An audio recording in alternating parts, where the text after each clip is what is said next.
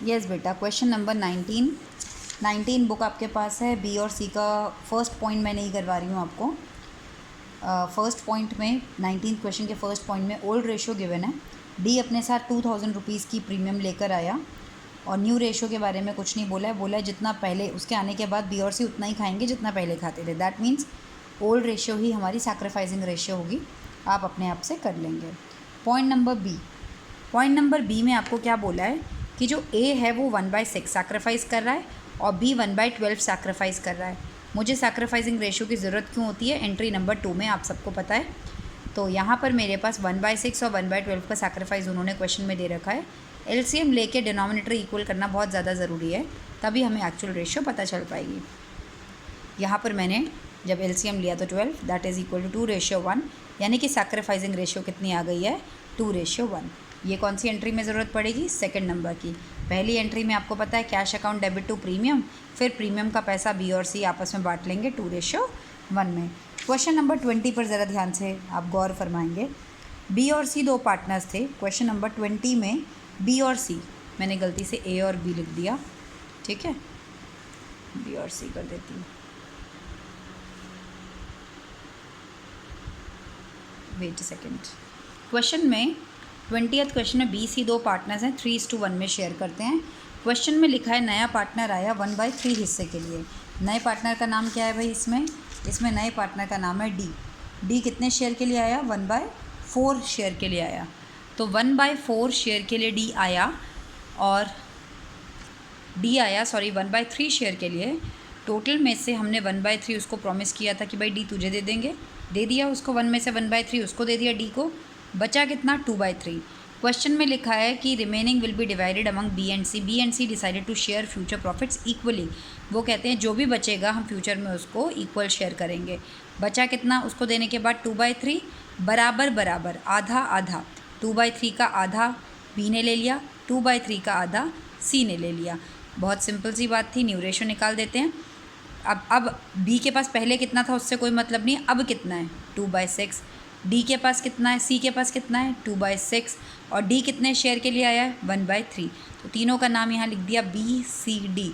LCM ले लिया तो आ गई ratio 2:2 that is equal to 1:1। इसका मतलब न्यू रेशियो 1:1, ओल्ड रेशियो 3:1। सबसे पहला काम होता है सैक्रिफाइस निकालना, क्योंकि उसके बिना एंट्री नहीं बन सकती। तो मैं फॉर्मूला जानती हूँ, ओल्ड माइनस न्यू। बी का ओल्ड कितना था? 3/4 और न्यू कितना है? 1/3। 3/4 माइनस 1/3 मेरे पास आ गया 5/12। इसी तरह सी का निकालेंगे। 1/4 माइनस 1/3 ये आ गया -1/12, यानी कि इसको सैक्रिफाइस हुआ ही नहीं, इसको गेन हुआ है। इस क्वेश्चन को बहुत बार करेंगे जब तक कि आपको क्लियर ना हो जाए। बी को सैक्रिफाइस हुआ है लेकिन सी को गेन हुआ है। तो आपको ये याद कराया गया है। पहला पॉइंट हम एंट्री बनाते हैं, cash debit to premium for goodwill. मैं बार बार आपको बोल रही हूँ मैं प्रीमियम लिखूंगी लेकिन आप प्रीमियम फॉर गुडविल, मेरे पास स्पेस की शॉर्टेज है। Cash account debit to premium for goodwill. कितना प्रीमियम लेकर आया? 15,000। केवल किस पार्टनर को मिलता है? कल नोट्स में बताया था, केवल उस पार्टनर को मिलता है जिसने सैक्रिफाइस किया है। सैक्रिफाइस इस क्वेश्चन के अकॉर्डिंग केवल किसने किया है? बी ने किया है मैम। तो सारा का सारा प्रीमियम का पैसा बी को दे देना है। अब यहाँ पे ध्यान देने वाली बात है, इसको गेन कैसे हो सकता है? अननेसेसरी किसी के आने पर तो हमें सैक्रिफाइस ही होना चाहिए। भाई पहले हम 2 रोटी खाते थे, कोई आ गया तो अब हमें कम मिलेगा ना खाना। लेकिन अगर हमारा हिस्सा बढ़ रहा है तो डेफिनेटली इसको जो ये गेन हुआ है इसका शेयर, ये इसने इसके शेयर में से कुछ ले लिया एक्स्ट्रा, तभी इसको गेन हो रहा है। तो अब इन अ नटशेल आप ये बात समझेंगे, सारा प्रीमियम का पैसा केवल सैक्रिफाइसिंग को मिलेगा। उल्टा जिसको गेन हो रहा है ना, उससे भी आप उसका वो जो एक्स्ट्रा गेन है वापस करके इस बेचारे सैक्रिफाइस, यानी कि इसने नए वाले के लिए भी सैक्रिफाइस किया प्लस इसके लिए भी सैक्रिफाइस किया। तो ऐसे में भाई नए वाले पार्टनर ने तो इसको प्रीमियम दे के मुँह बंद कर दिया, लेकिन ये कहेगा, ये इसको जो गेन हो रहा है ये कहेगा कि भाई ले, गेन का पैसा वापस ले ले। तो सी के अकाउंट में से जितना गेन हो रहा है वो ले लेंगे, उसका अकाउंट कम हो जाएगा इसलिए उसको डेबिट, और वापस बी को। तो बी को कहाँ से पैसा मिलेगा? एक तो प्रीमियम भी मिलेगा और एक सी भी देगा। अब ज़्यादा कंफ्यूज होने की ज़रूरत नहीं है। पहली एंट्री थी कैश टू प्रीमियम जो हमेशा होती है। सेकेंड एंट्री है premium account debit to B जो सैक्रिफाइसिंग को देते हैं। ये थर्ड एंट्री किस लिए बनी है? अगर किसी पार्टनर को गेन हुआ है तो उसको ये एंट्री बनानी पड़ेगी, आप उस क्वेश्चन में एंट्री बनाएंगे और एंट्री क्या होगी, gaining debit to sacrificing. Gaining कौन है, सी, और सैक्रिफाइसिंग कौन है, बी। 1/12 गेन हुआ है, तो 1/12 ये किस चीज़ का हम क्वेश्चन कर रहे हैं, ट्रीटमेंट ऑफ गुडविल, तो इसलिए 1/12 multiply by total goodwill of the firm. Question में आपको टोटल गुडविल ज़रूरी नहीं है दी हो, जैसे कि इस क्वेश्चन की बात कर लेती हूँ मैं, मुझे क्वेश्चन में टोटल गुडविल नहीं दी, मुझे तो केवल डी की गुडविल दी है कि डी भाई तो कितना लेकर आएगा, उसी की हेल्प से मुझे टोटल गुडविल निकालनी पड़ेगी। तो मुझे क्वेश्चन में टोटल गुडविल की ज़रूरत पड़ेगी, टोटल गुडविल क्वेश्चन में गिवन नहीं है।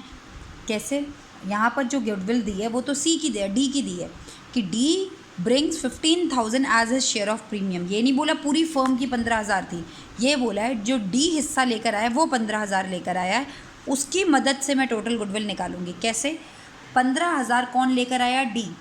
कितने शेयर के लिए आया था, 1/3। तो आपको पता है ना, जब किसी चीज़ का हमें टोटल निकालना है तो उसका रेसिप्रोकल कर देना चाहिए। 1/3 हिस्से के लिए 15,000 लाया, तो टोटल गुडविल यानी कि 3/1 कर दो, अपने आप टोटल गुडविल। अगर वो 1/4 हिस्से के लिए 15,000 लाता तो 4/1 कर देते, अगर वो 2/3 हिस्से के लिए लाता तो 3/2 कर देते, अगर वो 2/7 के लिए लाता तो 7/2। रेसिप्रोकल कर देंगे, जितना शेयर वो लाया है उसके शेयर के रेसिप्रोकल से मल्टीप्लाई कर देंगे, तो ये मेरी निकल के आ जाएगी टोटल गुडविल। और 1/12 क्योंकि उसको 1/12 का गेन हुआ है, 1/12 multiply by total goodwill, total goodwill कितनी है, 45,000, 1/12 मल्टीप्लाई बाय 45,3750, ये एक एंट्री और बनेगी। तो आपने कुल मिला के ये तो सिंपल एंट्रीज आपको पता ही हैं, कैश लेकर आया प्रीमियम का, केवल उसको मिला जिसने सैक्रिफाइस किया। थर्ड एंट्री में आपने गेनिंग से भी बी को लेकर दे दिया।